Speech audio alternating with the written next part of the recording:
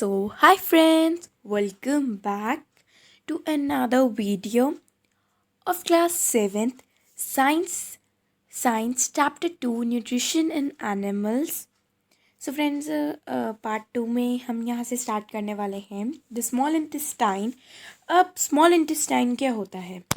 The small intestine is highly coiled and is about 7.5 meters along. जो small intestine होता है वो highly cooled होता है और 7.5 meters का होता है. It receives secretions from the liver and the pancreas. वो receive होता है liver से and pancreas से. Besides its wall also secretes juices और वो juices को भी secretes करना. The liver is a reddish brown gland. जो liver होता है वो एक reddish brown gland है situated in the upper part of the abdomen on the right side. ये आपको जो मैंने आप ये पढ़ी है ये लाइन जो है ना, जो liver होता है वो reddish brown gland होता है situated in the upper part of the abdomen on the right side. ये आपको जो डायग्राम है ना वो बॉडी का जो मैंने आपको बताया था ये वाला, दिस इज द तो मैं पहले आपको इसको एक्सप्लेन कर देती हूँ, देन यू विल नो. जैसे कि मैंने आपको पार्ट 1 में बताया था कि पहले बक्कल कैविटी आती है, देन सेलेवरी ग्लैंड आता है, देन ऑइसोफेगस, फिर उसके मतलब इसमें पार्ट्स के बारे में बताया जाता है. एक बक्कल कैविटी होती है, एक सेलेवरी ग्लैंड होता है, एक ऑइसोफेगस होता है. ऑइसोफेगस को हम फूड पाइप भी कहते हैं. फिर लिवर भी होता है, स्टमक, गॉल ब्लैडर, क्या क्या होता है हमारे मतलब हमारे पूरे स्ट्रक्चर में, मतलब हमारी पूरी बॉडी में गॉल ब्लैडर भी होता है, pancreas, small intestine, large intestine, rectum, anus, ये सब होता है. ह्यूमन का पहले डाइजेस्टिव सिस्टम होता है, ये होता है डाइजेस्टिव सिस्टम है ह्यूमन का. पहले बक्कल कैविटी में जाता है, देन सेलेवरी ग्लैंड में, फिर ऑइसोफेगस में, फिर लिवर में, फिर स्टमक में, देन लिवर, गॉल ब्लैडर में, पैंक्रियाज में, स्मॉल इंटेस्टाइन में, लार्ज इंटेस्टाइन में, रेक्टम में, एनस में, देन ऑल ऑफ थिंग्स. और अगर आपने इस चैप्टर का पार्ट 1 नहीं देखा है तो आपको मैं लिंक डिस्क्रिप्शन बॉक्स में दे दूँगी, तो आप वहाँ जाके देख सकते हैं. तो it is the largest gland in the body. जो स्मॉल इंटेस्टाइन होता है वो एक सबसे बड़ा पार्ट है, सबसे बड़ा ग्लैंड है हमारी बॉडी में. It secrets bile juice. वो बाइल जूस को सीक्रेट्स करता है जो स्टोर्ड होता है, जो स्टोर्ड होता है इन अ सैक. जो सैक में स्टोर्ड होता है उसको कहते हैं गॉल ब्लैडर. जो स्मॉल इंटेस्टाइन होता है वो बाइल जूस को स्टोर करता है, किसमें? सैक में. उसको क्या कहते हैं? Gall bladder. क्या कहते हैं उसको? Gall bladder. The bile plays an important role in digestion of fats. जो बाइल होता है वो एक इम्पॉर्टेंट रोल प्ले करता है फैट्स में, मतलब मोटे होने में. The pancreas is a large cream coloured gland located just below the stomach. एक पैंक्रियाज होता है वो एक लार्ज क्रीम कलर्ड ग्लैंड है, एक लार्ज क्रीम कलर ग्लैंड है जो स्टमक के बिल्कुल नीचे होता है. The pancreatic juice acts on carbohydrates, fats and proteins and changes it then into simpler form. जो पैंक्रियाटिक जूस होता है वो कार्बोहाइड्रेट्स, फैट्स एंड प्रोटीन्स पे एक्ट करता है और चेंजेस लाता है इनटू सिंपलर फॉर्म में उनको. The partly digested now reaches the lower part of the small intestine. जो partly digested food होता है वो reach करता है lower part of the small intestine में, where the intestinal juice completes the digestion of all components of the body. The carbohydrates get broken into simple sugars. जो carbohydrate होता है वो जो कार्बोहाइड्रेट्स होते हैं वो ब्रोक होते हैं into simpler sugar such as glucose. वो ग्लूकोज में बदलते हैं fats into fatty acids and glycerol and proteins into amino acids. तो अब ये बोल रहे जो पार्टली डाइजेस्टेड फूड होता है वो रीच होता है लोअर पार्ट में, और फिर जो स्मॉल इंटेस्टाइन होता है where the intestinal juice complete, जहाँ पे जो इंटेस्टिनल जूस होता है वो कंप्लीट करता है वो कंप्लीट करता है digestion of all components of the body में। The carbohydrates get broken into simple sugar such as glucose, जो कार्बोहाइड्रेट होते हैं वो ब्रोक होते हैं सिंपल शुगर में जो उसको कहते हैं glucose. Fats into fatty acids, fats होता है फैटी एसिड्स में एंड ग्लाइकेरोल में, और प्रोटीन्स होता है एमिनो एसिड्स में। Absorption in the small intestine, अब इसमें होता है absorption in the small intestine. The digested food can now pass into the blood vessel, जो डाइजेस्टेड फूड होता है वो पास होता है ब्लड वेसल्स में in the wall of intestine, किसकी वॉल में, इंटेस्टाइन की वॉल में। The process is called absorption. This is the defined market and copy down in the register or notebook. The digested food can now pass into the blood vessels in the wall of intestine. The process is called observation. तो अब समझो। तो वो बोलना चाह रहा है कि जो डाइजेस्टेड फूड होता है वो पास होता है ब्लड वेसल्स में, जो वॉल होती है इंटेस्टाइन की, उस प्रोसेस को कहते हैं हम ऑब्जर्वेशन। उस प्रोसेस को क्या कहते हैं हम, ऑब्जर्वेशन। उस प्रोसेस को कहते हैं हम observation. Observation. The inner walls of the small intestine, जो इनर वॉल होती है स्मॉल इंटेस्टाइन की, वो उनके पास have thousands of finger organs. जो इनर वॉल्स होती है स्मॉल इंटेस्टाइन की, ये भी मार्क कर लो, this is also a define. The inner walls of small intestine, जो इनर वॉल होती है स्मॉल इंटेस्टाइन की, उनके पास थाउजेंड्स ऑफ फिंगर होती है, जैसे और फिंगर लाइक ऑटग्रोस, जैसे these are called villi. This is the question answers में आपके यूज़ होएगा ये, जैसे व्हाट इज़ विली में दो ये लिखना पड़ेगा, या फिर डिफाइन में कीवर्ड्स में। The inner wall of the small intestine have thousands of finger like outgrowths, this are called villi, इनको विली कहते हैं। Can you guess what the role of villi could be in the intestine? क्या आप guess कर सकते हैं कि Willie का रोल इंटेस्टाइन में क्या होगा? The villi increase the surface area for observation, जो विली इंक्रीज करता है सरफेस एरिया ऑब्जर्वेशन में of the digested food. Each village has a network, हर एक विली के पास नेटवर्क होता है ऑफ thin and small blood vessels. इस चीज़ का नेटवर्क होता है कि थिन और blood vessel, small blood vessels का very close to its surface, जो सरफेस के क्लोज होता है। The surface of the villi absorb the, जो सरफेस होता है विली का वो ऑब्जर्व करता है digested food materials. The absorb substances are transported, जो ऑब्जर्व सब्सटेंसेज होते हैं वो ट्रांसपोर्ट होते हैं via the blood vessels to different organs of the body where they are used to build complex substances, जो होता है complex substances जैसे proteins required by the body। तो इसको क्या, इस प्रोसेस को मतलब इस चीज़ को कहते हैं हम, दिस इज कॉल्ड एसिमिलेशन। इसको क्या कहते हैं हम, एसिमिलेशन। इन द सेल्स, जो सेल होते हैं glucose breaks down with the help of oxygen, जो सेल्स होते हैं वो किस में वो ब्रेक होते हैं ऑक्सीजन की उसमें इनटू कार्बन डाइऑक्साइड, उसमें किस में होते हैं, कार्बन डाइऑक्साइड में और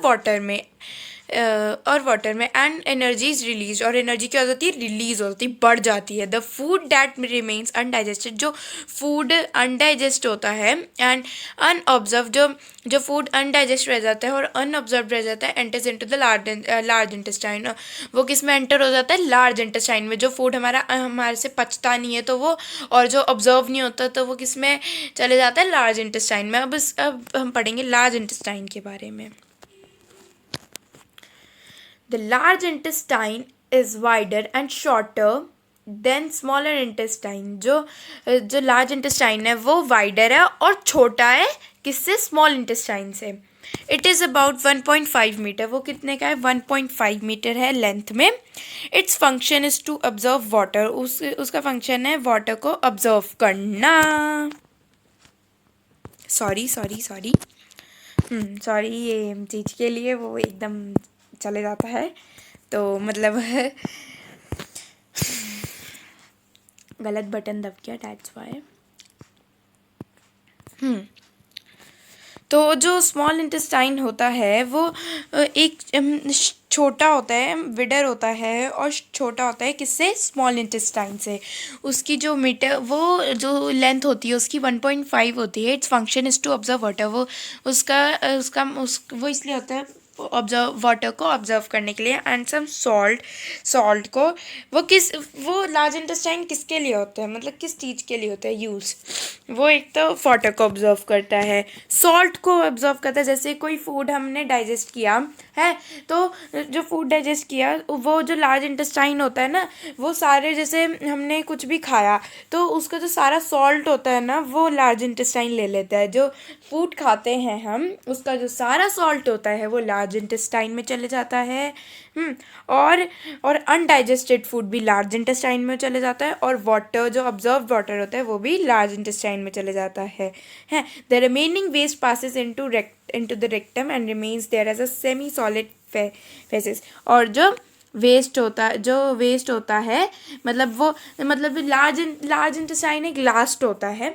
मतलब फूड को डाइजेस्ट करने के लिए लार्ज इंटेस्टाइन एक लास्ट होता है, मतलब जिसमें जो फूड होता है, फूड का जो सॉल्ट होता है वो लार्ज इंटेस्टाइन ले लेता है।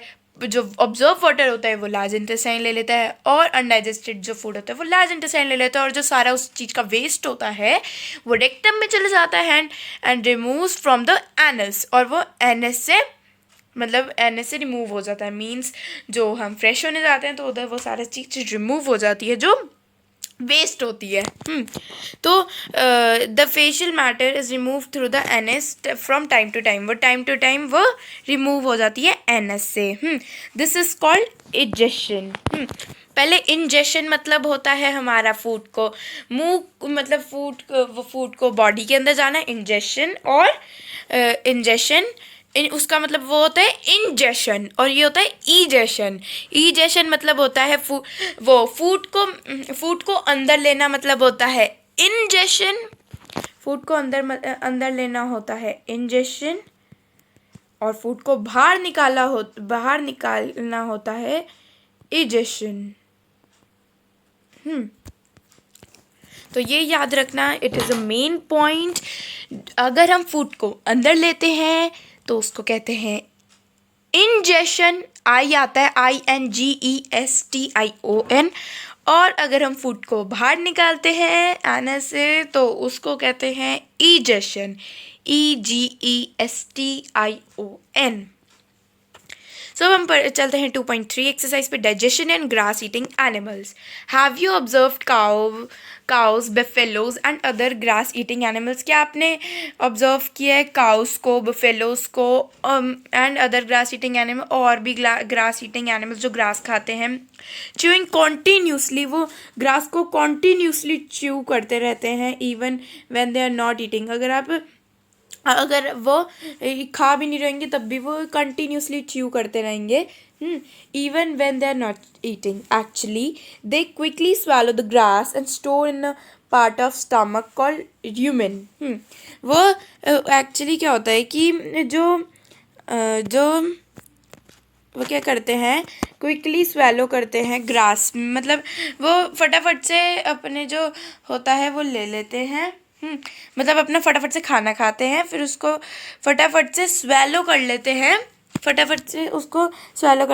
ग्रास को, मतलब फटाफट से खा लेते हैं, स्वेलो कर लेते हैं और उसको स्टोर कर लेते हैं अपने स्टमक में। उसको क्या कहते हैं, rumen। तो this is the defined, quickly swallow the grass and store in a part of stomach is called rumen। उसको क्या कहते हैं, rumen। Here the food gets rumen। फिर इधर क्या हो जाता है, फूड rumen हो जाता है। Here the food gets partially digested is called cud. जब वो पार्टिशली डाइजेस्ट हो जाते हैं वो डाइजेस्ट हो जाता है तो उसको कहते हैं हम कड। बट लेटर द कड रिटर्न्स टू माउथ। फिर जो वो कड होता है वो दोबारा उनके माउथ में हो जाता है इन स्मॉल लम्स में एंड फिर उसको वो दोबारा च्यू करते हैं उसको क्या कहते हैं, rumination। And these animals are called ruminants। अब सुनो मेरी बात, ध्यान से सुनना। पहले क्या करते हैं, जो काउस बफेलोस जो ग्रास ईटिंग एनिमल्स होते हैं वो पहले ग्रास खाते हैं, फिर उसको च्यू करते हैं, कॉन्टीन्यूसली च्यू करते हैं कि चाहे उन्होंने खा भी लिया हो या उनके मुंह में खा भी नहीं रहे हो तब भी। फिर उसको वो स्वेलो करते हैं और स्टोर कर लेते हैं अपने स्टमक में। जो स्टोर करते हैं उसको कहते हैं र्यूमन हैं। जब वो डाइजेस्ट हो जाता है, जो वो चीज़ डाइजेस्ट हो जाती है उसको कहते हैं हम कड हैं। फिर थोड़ी देर बाद उन जो कड होता है वो काऊ के मुंह में दोबारा आ जाता है स्मॉल लम्प्स में। फिर उसको वो दोबारा च्यू करते हैं। उस प्रोसेस को कहते हैं हम र्यूमिनेशन। और उन एनिमल्स को कहते हैं जो र्यूमिनेशन करते हैं, उन एनिमल्स को कहते हैं हम ruminants. The grass is rich in cellulose. जो ग्रास होता है वो, ये जो ग्रास होती है वो रिच होती है सेल्यूलोज में, अ टाइप ऑफ कार्बोहाइड्रेट। वो होती है एक टाइप ऑफ कार्बोहाइड्रेट होता है in ruminants like cattle, deer etcetera. Ruminants में जैसे कैटल हो गया और डियर हो गया और etcetera. Bacteria present in human. जो बैक्टीरिया होता है वो किस में प्रेजेंट होता है? ह्यूमन में। ये काउ का भी बताया हुआ हमने इन लोगों ने। तो जो काउ होती है उसमें भी पहले ऑइसोफेगस होता है, जो नली होती है पहले वो इधर से खाती है, फिर उसके ऑइसोफेगस में जाता है, फिर उसमें उसके र्यूमेन में जाता है, उसका भी स्मॉल इंटेस्टाइन होता है। उसका भी स्मॉल इंटेस्टाइन होता है, उसकी भी 3 ही चीज़ें होती हैं बस, oesophagus, rumen and small intestine. तो अब आगे बढ़ते हैं हम। Bacteria presence in rumen helps in digestion of cellulose. वो हेल्प करता है सेल्यूलोस को डाइजेस्ट करने में। Many animals including humans can not digest cellulose. बहुत सारे एनिमल्स इंक्लूडिंग ह्यूमन्स, जो ह्यूमन्स भी होते हैं, वो सेल्यूलोस को डाइजेस्ट नहीं कर पाते। एनिमल्स जैसे horses, rabbit etcetera have a large sac like structures called caecum. Animals जैसे हॉर्स हो गए, रैबिट हो गए और एक्सेट्रा, उनके पास एक लार्ज सैक होता है, जैसे large sac like structure is called caecum between the oesophagus and small intestine. ये जो एनिमल जैसे एनिमल्स होते हैं, हॉर्स होते हैं और जो रैबिट, मतलब जो हॉर्स रैबिट होते हैं और एक्सेट्रा होते हैं, उनके पास एक लार्ज सैक लाइक स्ट्रक्चर होता है, उसको कहते हैं हम कैसिसम बिटवीन ऑइसोफेगस, जो फूड पाइप और स्मॉल इंटेस्टाइन के बीच में होता है। द सेल्यूलोस होता है food is digested here by the action of certain bacteria which is not present in human. जो सेल्यूलोस होता है, जो सेल्यूलोस ऑफ द फूड होता है, वो डाइजेस्ट होता है हेयर बाय द एक्शन, वो डाइजेस्ट होता है एक्शन बाय सर्टेन बैक्टीरिया में which are not present in humans, जो ह्यूमन्स में नहीं होता। So far you have learned about animals. बहुत जल्दी आपने एनिमल्स के बारे में पढ़ लिया, which possess the digestive system, उनके बारे में, डाइजेस्टिव सिस्टम के बारे में। सो फ्रेंड्स, अब हमने ना मतलब एनिमल्स की मतलब एनिमल्स की बॉडी के जैसे एनिमल्स कैसे डाइजेस्ट करते हैं वो भी देख लिया, एंड ह्यूमन्स कैसे डाइजेस्ट करते हैं वो भी देख लिया। but there are many small organisms which do not have a mouth। ऐसे बहुत ज़्यादा स्मॉल ऑर्गेनिजम्स होते हैं जो हमारे माउथ में नहीं होते हैं एंड डाइजेस्टिव सिस्टम में।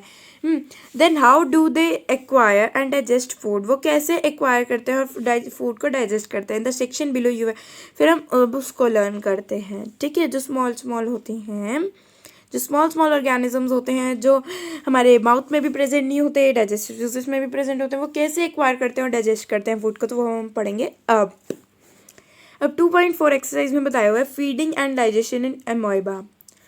अब एमोइबा होता क्या है, पहले तो वो पढ़ते हैं। एमोइबा इज अ माइक्रोसॉफ्ट, ये भी this is also defined. Amoeba is a microscopic single celled organisms found in pound water. Amoeba एक माइक्रोस्कोपिक सिंगल सेल्ड ऑर्गेनिज्म है जो पाउंड वाटर में फाउंड होता है। एमोइबा हैज़ अ सेल मेम्ब्रेन। एमोइबा के पास एक सेल होता है जिसका नाम होता है मेम्ब्रेन, अ राउंडेड, जो गोल गोल होता है, dense nucleus and many small bubble like vacuoles. उसके पास ये चीज़ें होती हैं। इन इट्स साइटोप्लाज्म, अब पढ़ते हैं। एमोइबा कॉन्स्टेंटली चेंजेस इट्स शेप। वो जो एमोइबा होता है वो अलग अलग तरीके मतलब अलग अलग शेप में आती रहती है और अपनी अलग अलग पोजीशन में। इट पुशेस आउट वन, वो एक को पुश करती है, और मोर फिंगर लाइक प्रोजेक्शंस, और फिंगर को भी लाइक, और फिंगर लाइक और चीज़ों को लाइक प्रोजेक्शंस में। उसको कहते हैं हम पेसियू पेसियूडिपोडिया। बड़ा गंदा सा नाम है, पेसियूडिपोडिया। और false feet for movement and capture of food. वो एक ऐसी चीज़ है। तो एमोइबा एक लास्ट चीज़ है, अब जो चैप्टर का लास्ट पार्ट है। Amoeba feeds on some microscopic organisms. Amoeba feed होते हैं कुछ माइक्रोस्कोपिक ऑर्गेनिजम्स में। व्हेन इट सेंसेस फूड, जब वो फूड को सेंस करता है। इट पुशेस आउट पेसियोडिपोडिया, वो पुश करता है पेसियोडिपोडिया को अराउंड द फूड पार्टिकल के अराउंड, एंड इंजिफ्लेस it. The food becomes trapped in a food vacuole. जो फूड होता है वो ट्रैप्ड हो जाता है फूड वैकल में। Digestive juices are secreted into the food vacuole. जो डाइजेस्टिव जूसेस होते हैं वो सीक्रेटेड होते हैं फूड वैकल में। They act on the food, वो फूड पैक करते हैं और ब्रेक डाउन करते हैं उनको सिंपलर सब्सटेंसेस में। Gradually, the digested food is observed. The observed substances are used for growth. जो फूड डाइजेस्ट हो जाता है वो यूज़ होता है ग्रोथ में। ग्रोथ मतलब हाइट बढ़ने में, मेंटेन्स में और मल्टीप्लिकेशन में। The undigested residue of the food expelled outside by the vehicle. The basis process of digestion, जो basis process होता है digestion के of food, जो food के होते हैं, and release of energy, और energy की से release करने के लिए होते हैं, is the same in the animal, in all animals. वो same होते हैं सारे animals से। In a later chapter you will learn, अब आप in a later chapter, अब आप later chapter में learn करेंगे, जो आप करेंगे अभी और chapters, उसमें आप learn करेंगे जो फूड के ट्रांसपोर्ट होने, अब ट्रांसपोर्ट ऑफ फूड के ट्रांसपोर्ट होने में ऑब्जर्व बाय द, जो इंटेस्टाइन में होता है, to the various parts of the body, अलग अलग फूड के पार्ट्स में।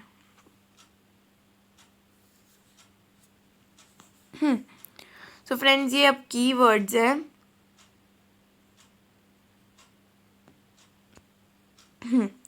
तो कीवर्ड्स में तो आपको मार्क कराए थे, ऑब्जर्वेशन का भी मार्क कराया है, एमोनी एसिड का नहीं कराया, एमोइबा का भी कराया, एसिमिलेशन का भी कराया, बाइल का भी कराया, बक्कल कैविटी का भी कराया, कैनाइन का भी कराया, सेल्यूलोज का भी कराया, डाइजेशन का भी कराया, जिस्टिन का भी कराया, फैटी एसिड का नहीं कराया, फूड वेक्कल का भी कराया, गॉल ब्लैडर का भी कराया, ग्लाइसिक्रॉल का भी नहीं कराया, इंसिजर का नहीं कराया। जो मैंने आपको समझाया ना वही है ये सब। Incisor, in liver, milk teeth, molar, permanent teeth, oesophagus, pancreas, premolar, pisidipodia, ruminant, rumination, salivary glands, villi, saliva.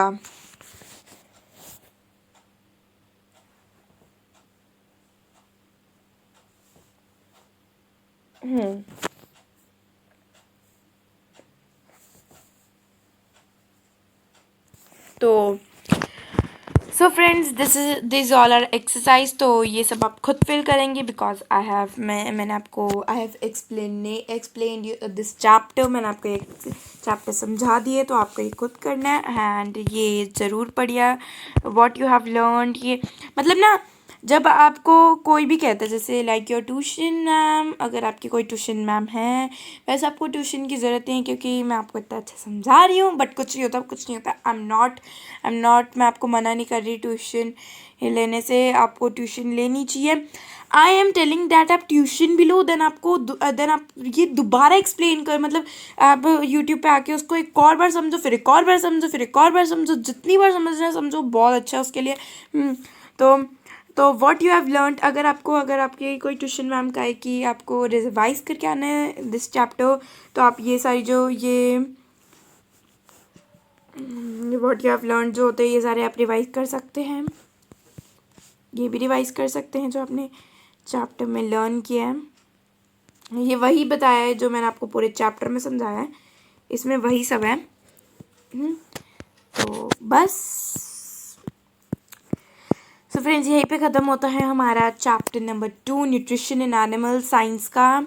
तो अब मैं मिलती हूँ आपसे नेक्स्ट वीडियो में नेक्स्ट सब्जेक्ट के साथ, नेक्स्ट न्यू चैप्टर के साथ, न्यू इंटरेस्टिंग चैप्टर के साथ। सो फ्रेंड्स अब बस आपको कुछ नहीं करना है, बस आपको वीडियो को लाइक करनी है, चैनल को सब्सक्राइब करना है एंड नोटिफिकेशन बेल को हिट करना है।